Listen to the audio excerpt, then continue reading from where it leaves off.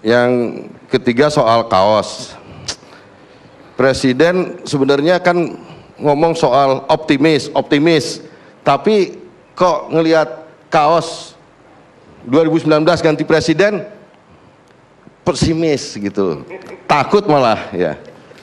Dan kalau orang bilang, kalau orang kan kita pun juga nggak pernah mempersoalkan, misalkan ada apa namanya orang pakai kaos Indonesia hebat, terus kemudian apakah Indonesia juga langsung hebat, kan enggak. Jadi juga kita santai. Tapi kok ketika kita misalkan menggunakan kaos yang tulisannya 2019 apa ganti presiden, kok menjawabnya dengan kata-kata yang menurut saya ya nggak cocok lah. Kalau presiden mengatakan, mosok apakah kalau pakai kaos 2019 ganti presiden terus presidennya ganti? Kalau presidennya ganti itu kan nanti soal pergantian presiden kan soal rakyat. Yang pakai kaos ini juga rakyat, yang apa namanya, yang nyetak nyablon semuanya rakyat semua. Ini saya tadi ketemu apa namanya pedagang-pedagang pasar di Tanah Abang, yang paling laku kaosnya adalah kaos ini sekarang yang paling tren. Jadi yang mana coba. Nah. Ini promosi ya Pak? Jadi sebenarnya yang galau itu dalam kesempatan pidato Pak Jokowi kemarin di Bogor, menurut saya ada kegalauan Pak Jokowi, dan itu disampaikan di hadapan para relawan-relawan. Jadi kira-kira sebenarnya Pak Jokowi ini lagi, hei relawan-relawan, kalian kemana aja, kok saya diserang-serang, yang bales saya langsung terus gitu. Di mana kalian relawan-relawan? PDIP sendiri ada beberapa pernyataan, Mas Arya Bima atau Sekjen PDIP bilang, kok yang jadi pemadam kebakaran selalu PDIP aja. Nah ini sebenarnya ada kegalauan yang disampaikan oleh Presiden, oleh Pak Jokowi di hadapan relawan-relawan itu.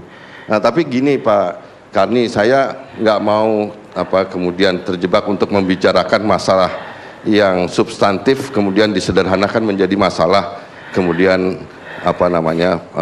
beradu pantun antara Pak Jokowi dengan Pak Prabowo Subianto. Jadi menurut saya kita pun juga ingin sebenarnya lebih senang untuk membicarakan hal-hal substantif yang ini disampaikan oleh Pak Prabowo Subianto. Jadi tidak benar Mbak Dwi bahwa Pak Prabowo sekedar menyampaikan tanpa data. Saya sudah agak capek juga membicarakan masalah bahwa kita dianggap nggak punya data. Ya nggak benar, kita pasti ada data, tapi kok selalu kemudian dipersonalisasikan menjadi masalah yang sifatnya sampaikan bahwa Pak Prabowo galau, sudah segala macam. Kita tuh nggak pernah Mbak Dwi ngomongin tentang helmnya Pak Jokowi waktu naik motor kemarin, tuh nggak pernah. Kita pengen berusaha untuk membicarakan tentang masalah-masalah substantif. Yang kita tentang, kita kritisi adalah satu keadaan. Yang kita tentang, kita kritisi adalah soal kebijakannya Pak Jokowi. Soal impor beras 500.000 ton ketika petani pada bulan Februari kemarin menghadapi musim panen. Itu kenapa bisa terjadi? Kita mengkritisi kenapa premium hilang di pasaran. Kemudian orang dipaksa secara tidak langsung harus beli pakai Pertalite. Kemudian ada kebijakan dilarang menggunakan alat tangkap cantrang buat nelayan-nelayan. Itu kebijakan-kebijakan yang sebenarnya ingin disampaikan sebagai tokoh, sebagai negarawan dalam kapasitas sebagai ketua umum partai politik. Pak Prabowo wajib untuk menyampaikan itu. Jadi kita nggak kita juga nggak pernah, misalkan Mbak Dwi bisa nggak jelasin ke kita bagaimana dengan entengnya Pak Jokowi waktu tahun 2015 menyebutkan pertumbuhan ekonomi Indonesia itu meroket. Datanya, pertanyaan siapa yang bisikin, siapa Mbak Dwi? Padahal dari sejak 2014 sampai sekarang pertumbuhan ekonomi kita rata-rata hanya 5%. Tapi kan kita kemudian udahlah, kita memaklumi kerja beratnya pemerintah, kita nggak pernah ngolok-olok itu gitu.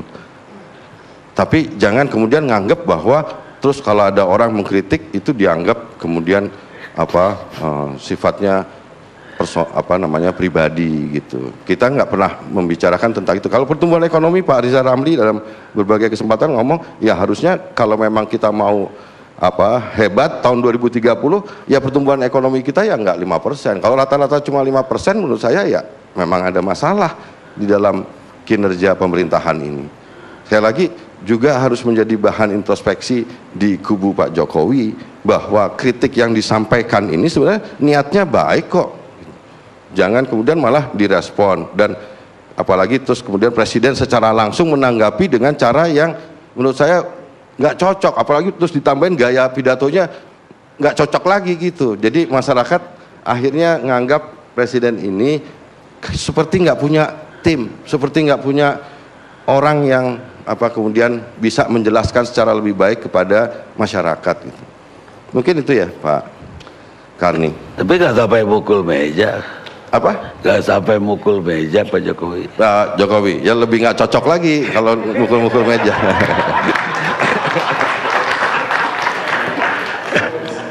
Pak Mirsa, sebenarnya tidak ada satupun partai politik di dunia ini yang tidak punya taktik yang akibatnya memecah masyarakat, kata Roy Barnes. Karena Roy Barnes itu politisi Amerika. Karena itulah kita memperhalusnya dari perang kata-kata menjadi berbalas pantun. Kita rehat sejenak.